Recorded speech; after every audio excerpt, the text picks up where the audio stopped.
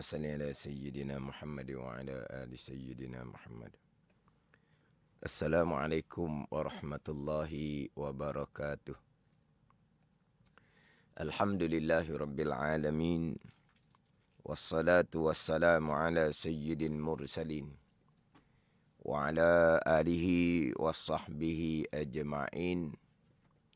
Rabbi syrah li sadri wa yassir li amri.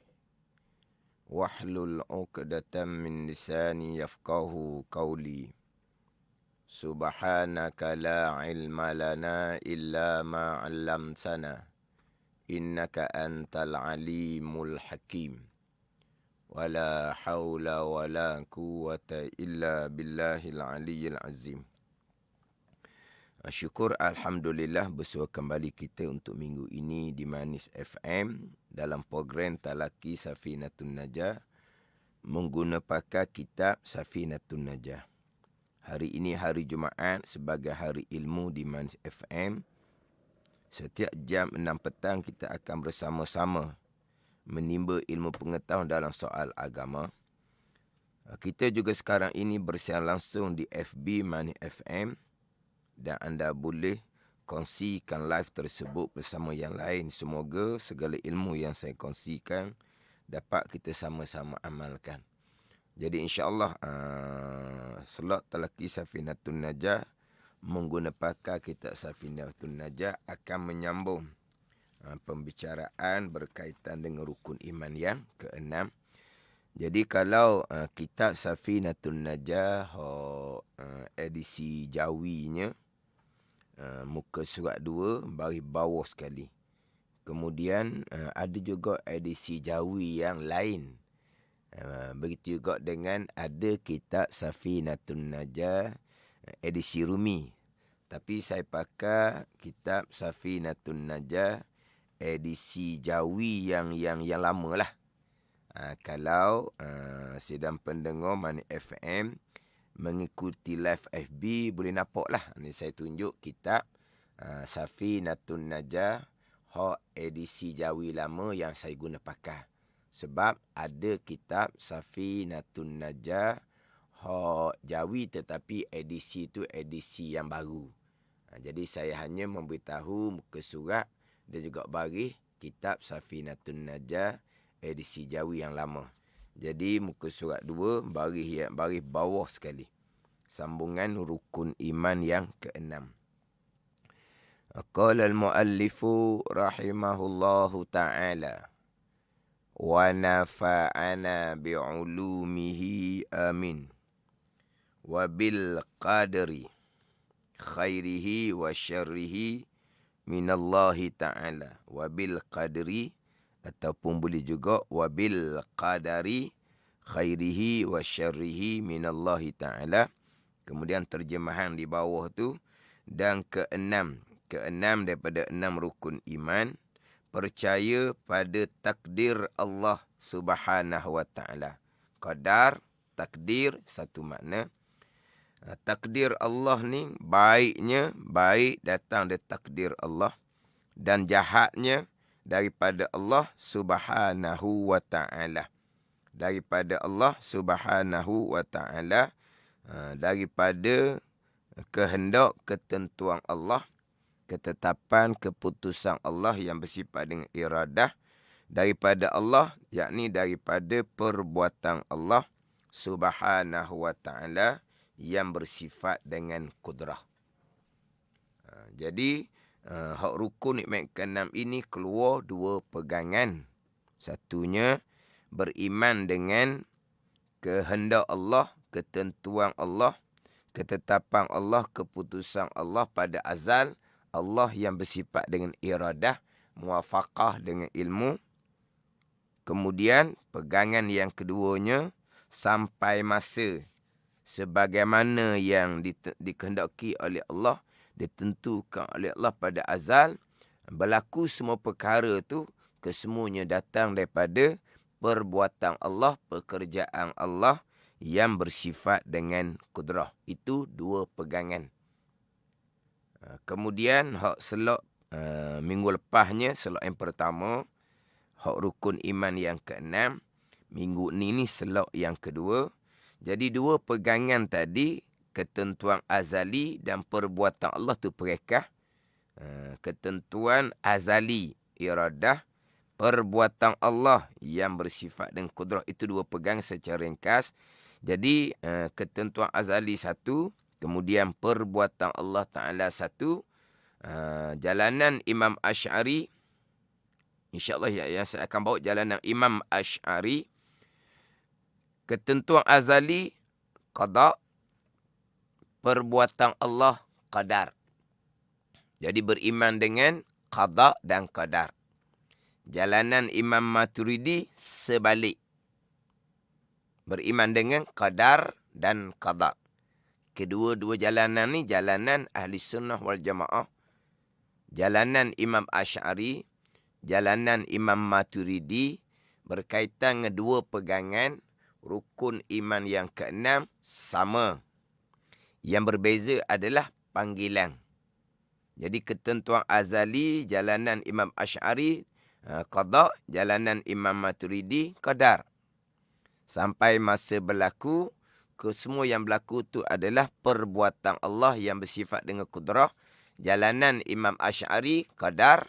Jalanan Imam Maturidi, qada. Jadi jalanan Imam Asy'ari, qada satu dan qadar satu. Jalanan Imam Maturidi, qadar dan qada. Jadi insyaAllah saya akan bawa jalanan Imam Asy'ari, qada dan qadar. Dua pegangan. Satunya beriman dengan qada Allah. Yang keduanya beriman dengan qadar, perbuatan Allah Subhanahu wa ta'ala. Jadi pembicaraan rukun iman yang keenam, kita akan memulai pembicaraan qada, ketentuan azali. Kemudian barulah kita pergi kepada pembicaraan qadar, pegangan yang kedua. Tetapi ketika membicarakan berkaitan dengan qada, saya akan sambilkan dengan sebut qadar. Bicara bab qadar, saya akan kembali balik kepada bicara qada. Sebab qada, qadar ini selari. Apa yang diqadakkan pada azal sampai masa Allah mengqadarkan, Allah melakukan. Sampai masa Allah mengqadarkan, melakukan sebagaimana yang Allah telah qadakkan pada azal. Jadi antara qada qadar ni saya akan sentuh kedua-dua, tetapi untuk permulaan saya akan fokus kepada pegangan yang pertama, beriman dengan qada. Dengan makna kehendak Allah, ketentuan, ketetapan, keputusan Allah pada azal yang bersifat dengan iradah, muwafaqah dengan ilmu. Itu qada, pegangan yang pertama. Ini kalau kita bicara di bawah tajuk rukun iman yang keenam. Kita bicara rukun iman yang keenam. Akan bicara qada, ketentuan azali, barulah qadar, perbuatan Allah Subhanahu wa ta'ala. Tetapi kalau kita balik kepada kaedah sifat 20, kaedah sifat 20, dia memulai bicara kudrah, iradah, kemudian ilmu. Kudrah sifat yang ke-7, iradah sifat yang ke-8, ilmu sifat yang ke-9. Jadi kita bicara bab qada dan qadar rukun iman yang ke-6 adalah pembicaraan kudrah, iradah dan ilmu. Kudrah, iradah dan ilmu. Itu pembicaraan berkaitan dengan rukun iman yang ke-6. Sama ada qada dan qadar jalanan Imam Asy'ari, sama ada qadar dan qada jalanan Imam Maturidi. Dia tak lari daripada pembicaraan kudrah, iradah dan ilmu. Kemudian dalam kaedah sifat 20, ulama menyusun pembicaraannya bermula dengan bicara bab kudrah. Kudrah pergi kepada qadar. Allah Subhanahu wa ta'ala yang bersifat dengan kudrah, yang menjadikan segala-gala perkara. Itu sifat, bicara bab sifat yang ke-7. Itu bicara bab qadar. Jadi kita maklumlah sifat 20 ni sifat Allah. Sifat Allah ni qadim belaka. Qadimah sifat Allah Ta'ala ni. Tapi ulama' susung 1, 2, 3 sampai ke 20 tu susung hanya untuk menyebut. Sebab bukan kata 20 sifat. 2 sifat sekalipun, tanpa kita menyusung sifat yang pertama disusuli dengan sifat yang kedua, kita tak akan dapat menyebut. Melainkan kena susun yang pertama, yang kedua. Sama dengan sifat 20. Jadi ulama' kena letak sifat yang pertama, sifat yang kedua. Adakah sifat Allah tu bersusung seumpama tu? Kita maklumlah tidak. Sebab sifat Allah qadimah sedia kala belaka. Maka tidak ada sifat yang pertama, sifat yang kedua pada wakil, pada hakiki sebenar-benar. Tetapi untuk menyebut sifat 20 ini, kena bilang 1, 2, 3 lah baru boleh susun. Maka ulama' susun ni ada dia punya hikmah dia. Jadi dalam kaedah sifat 20, dibicarakan berkaitan dengan kudrah terlebih dahulu. Bicara berkaitan dengan kudrah terlebih dahulu. Allah Subhanahu wa Ta'ala yang bersifat dengan kudrah yang menjadikan segala-gala perkara. Sebab yang zahir sekarang, yang berlaku sekarang di dunia ni, di atas muka bumi ni. Tapi yang berlaku ni sama je lah di bumi, di langit, di syurga neraka yang sedang berlaku sekarang ni, kesemuanya adalah perbuatan Allah. Tapi kita pergi pada yang berlaku di bumi sekarang. Hak zahir yang berlaku gerak diam contohnya sekarang. Itu kesemuanya adalah datang daripada perbuatan Allah Subhanahu wa Ta'ala yang bersifat dengan kudrah. Jadi kaedah sifat 20 memulai apa yang zahir terlebih dahulu. Yang zahir yang berlaku ni kesemuanya datang daripada perbuatan Allah Subhanahu wa Ta'ala yang bersifat dengan kudrah. Allah perbuat semua perkara sebagaimana kehendak Allah, ketentuan Allah yang bersifat dengan iradah pada azal. Maka disusuli dengan sifat yang ke-8, sifat iradah Allah Subhanahu wa Ta'ala. Itu qada. Kemudian Allah yang bersifat dengan iradah, menghendaki menentukan segala-gala perkara pada azal. Qada. Sebagaimana ilmu Allah Subhanahu wa Ta'ala, muwafaqah dengan ilmu Allah Subhanahu wa Ta'ala. Jadi disusuli dengan sifat yang ke-9, sifat ilmu. Ini hak kaedah sifat 20.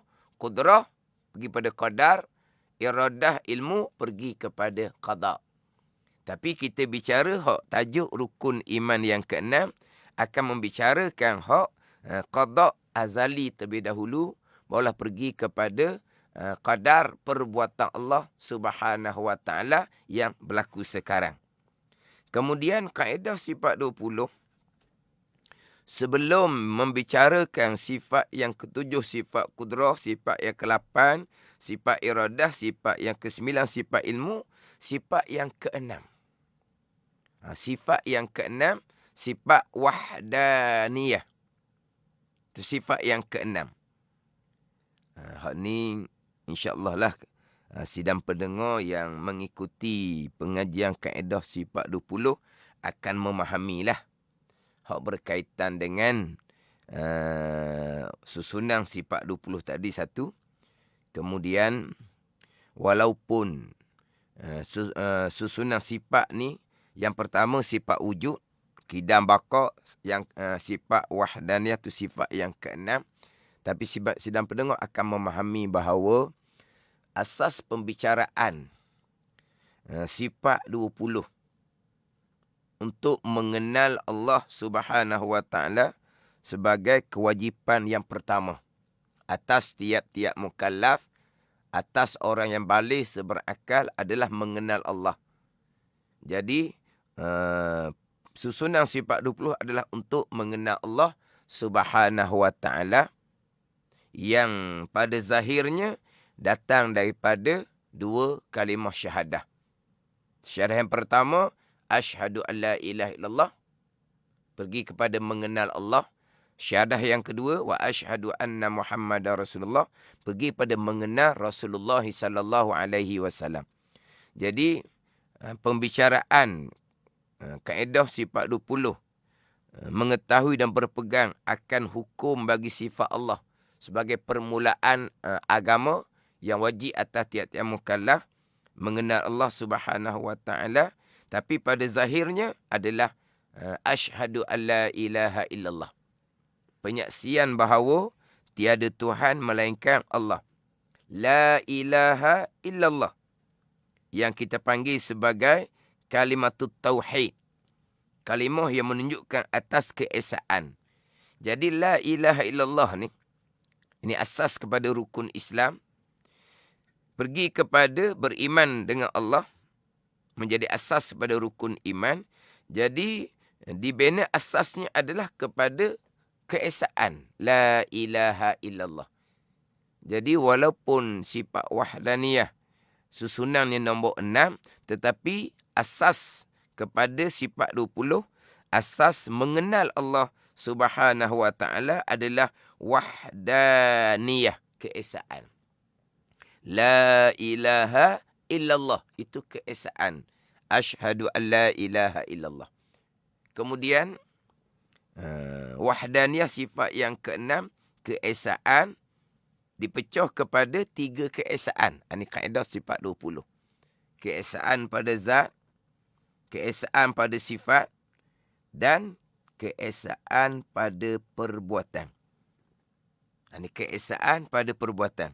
Ini saya nak fokus kepada kaedah sifat 20. Kemudian kita kembali balik kepada pembicaraan rukun yang ke-6, memulai bicara qada, barulah diiringi bicara qadar. Jadi sebelum tu saya nak tarik sidang pendengar kepada kaedah sifat 20 yang asasnya adalah wahdaniyah, mengesakan Allah pada zat, mengesakan Allah pada sifat, mengesakan Allah pada perbuatan. Dan nama pengajian berkaitan dengan ilmu akidah ni, ilmu bab iman ni, dinama ilmu tauhid. Ilmu tauhid. Nama ilmu yang kita bicara berkaitan dengan akidah, ilmu bicara berkaitan dengan iman, nama ilmunya ilmu tauhid. Nama ilmu tauhid ada 8, tapi masyhur kitanya ilmu tauhid. Di antaranya ilmu usuluddin, tapi masyhur kitanya ilmu tauhid. Kenapa letak nama ilmu tauhid? Sebab asasnya adalah la ilaha illallah, mentauhidkan Allah Subhanahu wa ta'ala. Apa makna tauhid? Tauhid makna pada syarak adalah ifradul ma'budi bil ibadati.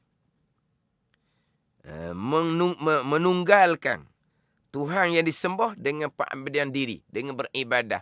Dengan bahawa tauhid ni kita menyembah, kita beribadah, mengabdikan diri hanya kepada Allah Subhanahu wa ta'ala. Allah lah ma'bud, Tuhan yang kita sembah. Maknanya kita hanya beribadah, mengabdikan diri kepada Allah Subhanahu wa ta'ala, itu tauhid. Bukan setakat hanya beribadah, mengabdikan diri kepada Allah Ta'ala jua. Tauhid ni ma'atiqadi wahdatihi wa tasdiqi biha zatan wa sifatan wa af'alah. Kita beribadah hanya kepada Allah.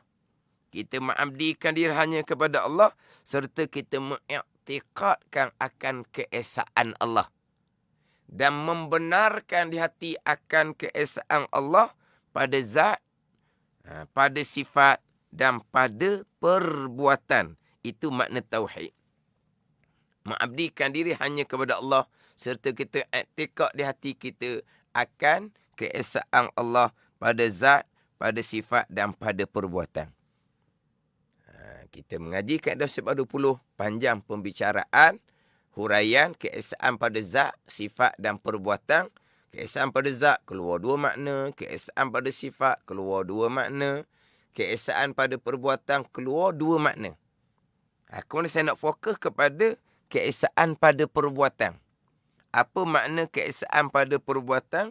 Dengan makna kesemua perkara yang berlaku adalah datang daripada perbuatan Allah Ta'ala jua. Itu dia keesaan pada perbuatan. Saya sebut cara ringkas je lah. Walaupun saya sebut tadi keesaan pada perbuatan dua makna. Tapi saya sebut cara umum saja. Keesaan pada perbuatan, keesaan pada zat. Kita berpegang Allah Tuhan yang satu. Orang Islam insya-Allah beres. Tidak ada orang Islam yang tiba-tiba berpegang Tuhan ada 2, 3. Itu tidak ada sama sekali. Kita orang Islam pasti berpegang Allah Tuhan yang satu. Itu dipanggil keesaan pada zat. Mana Allah jua Tuhan kita. Ini nak pergi pada keesaan pada perbuatan. Sebab kita bicara rukun iman ke-6, kita akan bicara berkaitan dengan perbuatan Allah Subhanahu wa taala. Jadi apa makna keesaan pada perbuatan? Makna keesaan pada perbuatan, semua yang berlaku adalah datang daripada perbuatan Allah Subhanahu wa taala. Itu keesaan pada perbuatan. Tidak ada satu perkara pun yang berlaku walaupun sebesar zarah. Zarah ni sebesar atom. Satu benda yang halus yang tidak boleh dibahagi. Sebesar habuk ke, sebesar kuman ke. Tidak ada yang berlaku. Melainkan kesemuanya adalah datang daripada perbuatan Allah Subhanahu wa taala. Itu makna tauhid, keesaan Allah pada perbuatan. Apakah perkara yang berlaku tu? Yang kesemuanya datang daripada perbuatan Allah. Tak payah tanyalah apakah perkara yang berlaku. Sebab kesemuanya. Ini tak payah tanyalah. Kesemuanya.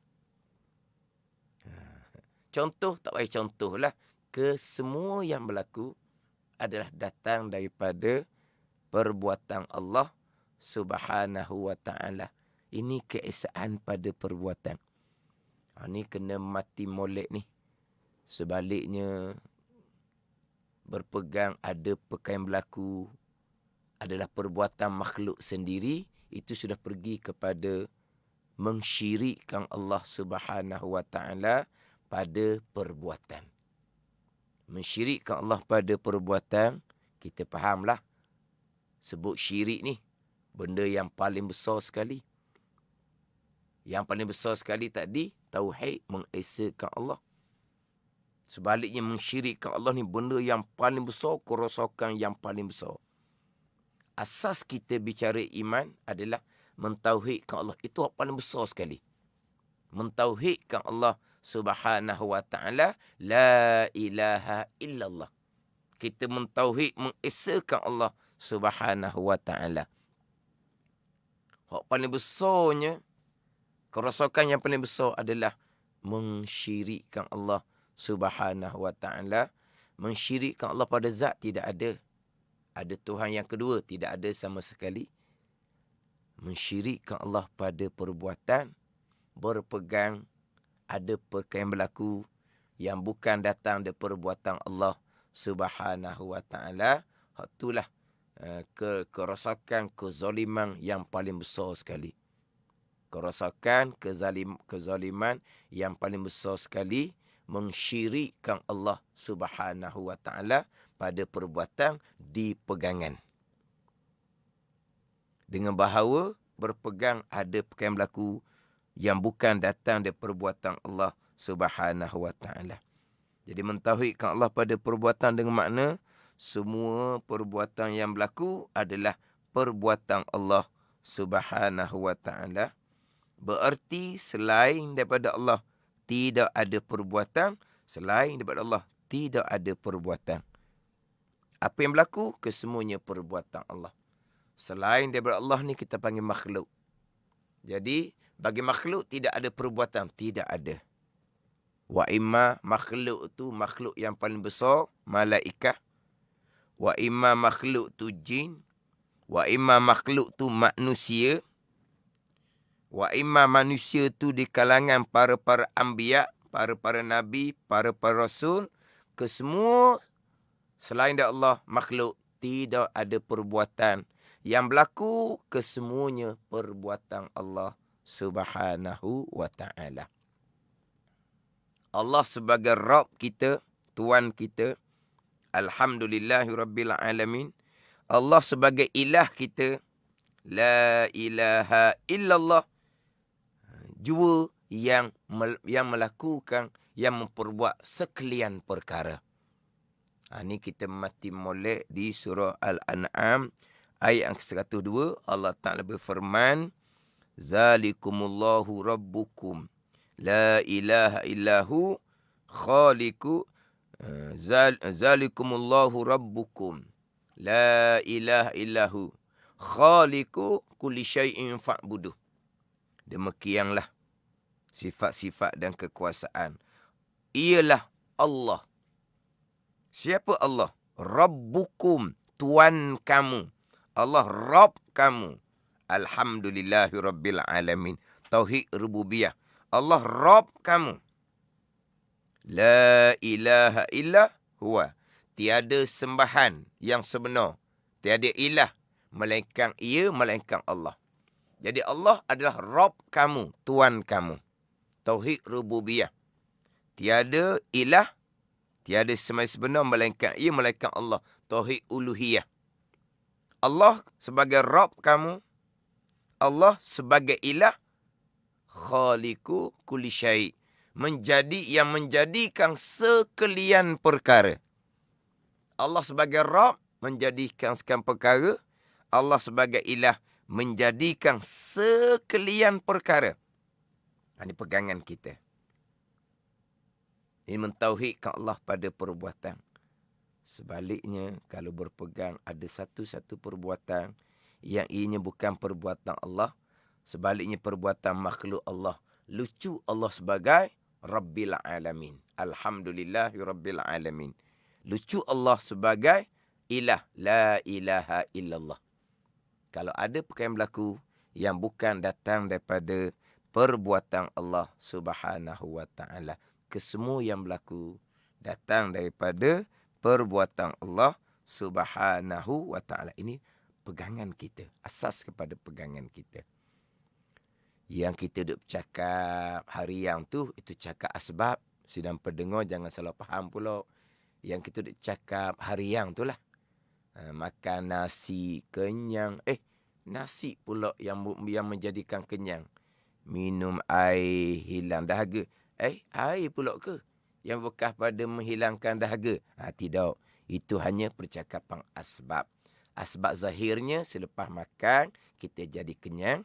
Asbab zahirnya selepas minum air kita jadi hilang dahaga. Tapi pegangan kita, kenyang adalah perbuatan Allah. Hilang dahaga adalah perbuatan Allah. Jadi cakap asbab tak ada salah.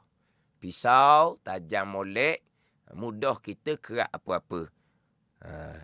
Kita kerak, kemudian putus, kesemuanya perbuatan Allah, bukan perbuatan pisau. Yang kita bercakap, hanya bercakap asbab. Tak ada salah.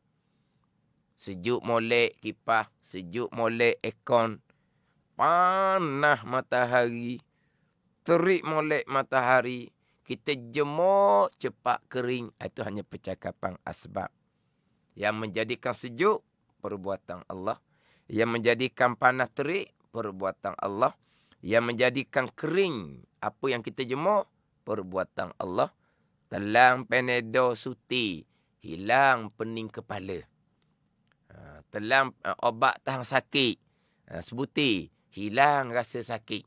Tadi sakit sangat-sangat, ambillah obat tahan sakit, sebutir, hilang, lega rasa sakit itu. Jadi, hilang pening kepala, perbuatan Allah. Hilang rasa sakit, perbuatan Allah. Itu pegangan. Yang cakap Panadol, yang cakap telang obat tahan sakit, itu sidang pendengar kena faham molek.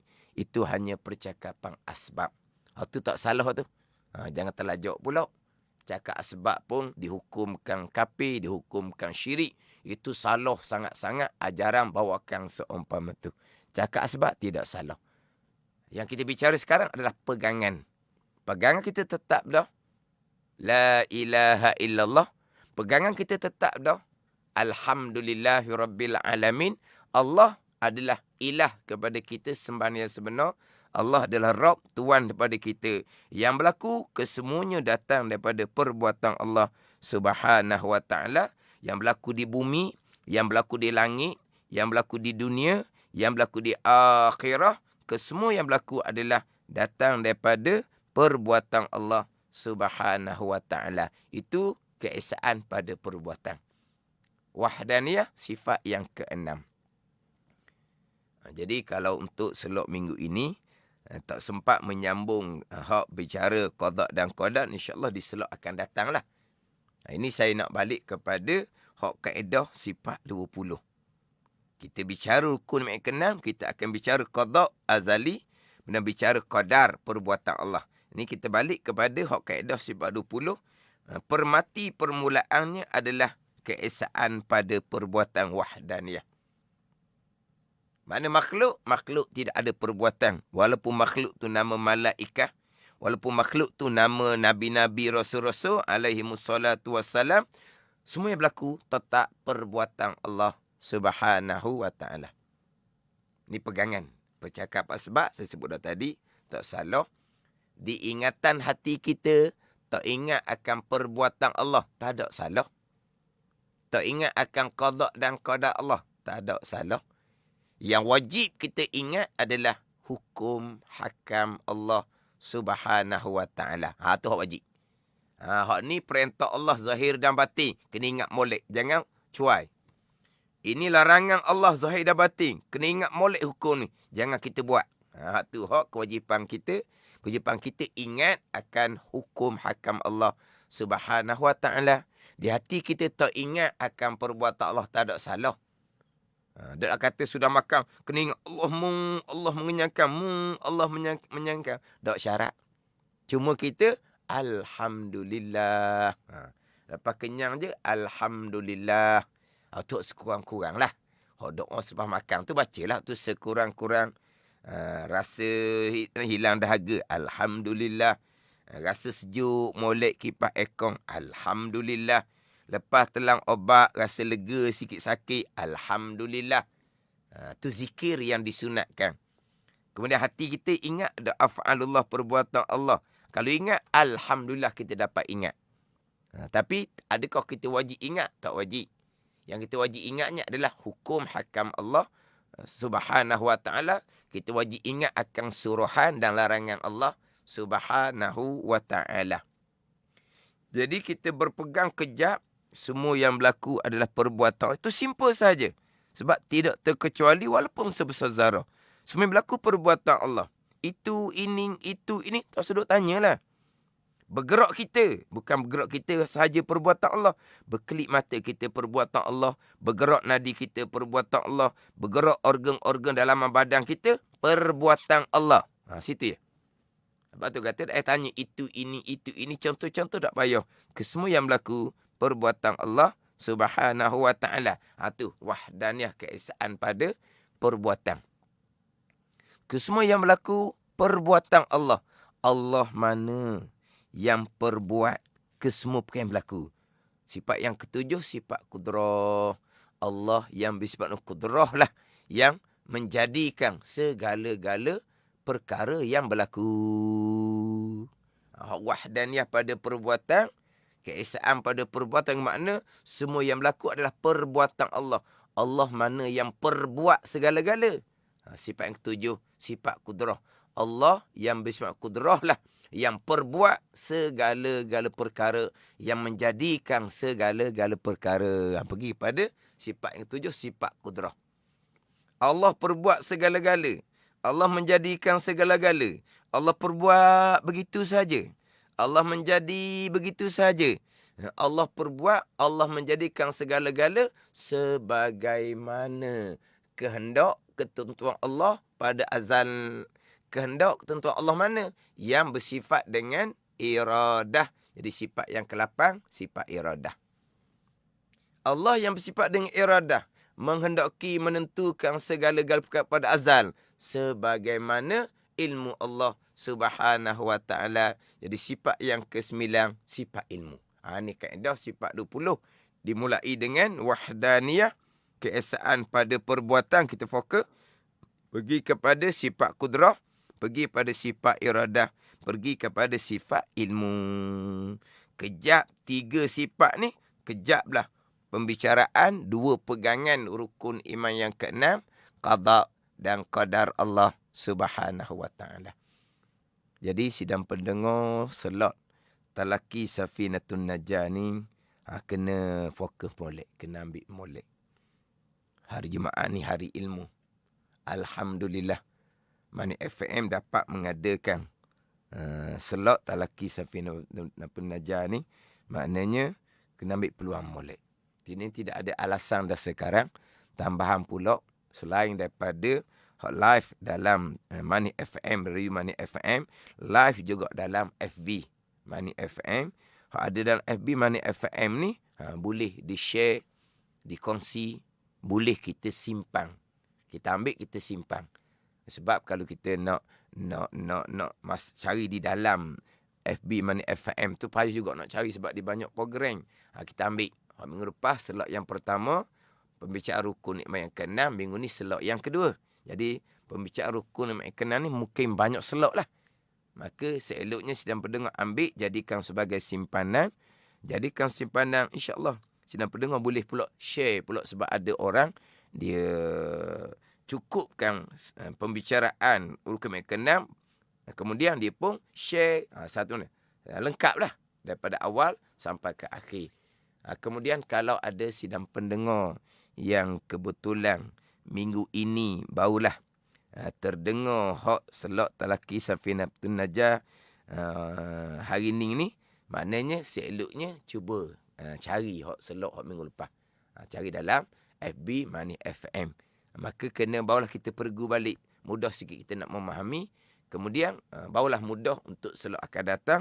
Akan sambung lagi panjang lagi pembicaraan ni.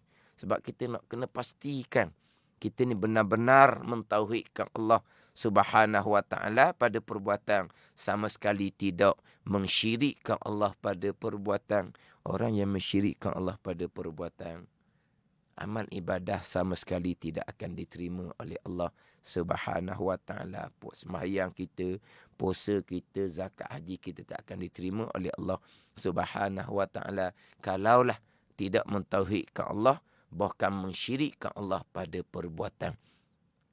Jadi kena kemah molek hak susunan, hak saya susun hak kaedah sifat 20 tadi daripada wahdaniyah, qudrah, iradah, ilmu. Ni hak sifat 20. Tapi kita akan bicara hak rukun yang ke-6 ni, akan bicara hak qada azali terlebih dahulu. Qada azali tu pergi kepada iradah dan ilmu. Barulah kita pergi kepada qadar, perbuatan Allah Subhanahu wa taala yang bersifat dengan qudrah. Itu hak rukun iman yang ke-6, qada dan qadar. Kemudian hak kaedah sifat 20, mati di keesaan pada perbuatan. Siapa yang perbuat segala-gala? Yang perbuat segala-gala adalah Allah Subhanahu wa taala yang bersifat dengan qudrah. Allah perbuat segala-gala sebagaimana kehendak ketentuan Allah pada azal, iradah. Allah kehendak pada azal sebagaimana ilmu Allah Subhanahu wa taala. Ini bicara bab pegangan kita. Sekalian perkara datang dari qada dan qadar Allah. Sekalian perkara adalah keesaan Allah pada perbuatan. Kita ahli sunnah wal jamaah wajib berpegang di akidah. Hamba ada dipanggil ikhtiar pilihan hati, ada dipanggil kasbun usaha hamba. Hamba ada pilihan, hamba ada perbuatan. Tetapi pilihan dan perbuatan hamba tetap qada dan qadar Allah Subhanahu wa taala. Pilihan dan perbuatan hamba tetap keesaan Allah pada perbuatan, tetap perbuatan Allah Subhanahu wa taala. Jadi insya-Allah lah saya akan menyambung kembali pembicaraan qada dan qadar di minggu hadapan. Wallahu a'lam. Bismillahirrahmanirrahim. Alhamdulillahirabbil alamin. Wassalatu wassalamu ala sayyidil mursalin wa ala alihi washabbihi ajma'in. Allahumma aftah alaina futuhal arifin. Allahumma allimna ilma akdamin wa fahimna famas sabiqin warzuqna ruqat talibin. Allahumma zidna ilman wa alhiqna bis salihin. Wa sallallahu ala sayyidina Muhammadin wa ala alihi wa sahbihi wa sallam. Walhamdulillahi rabbil alamin. Wassalamualaikum warahmatullahi wabarakatuh.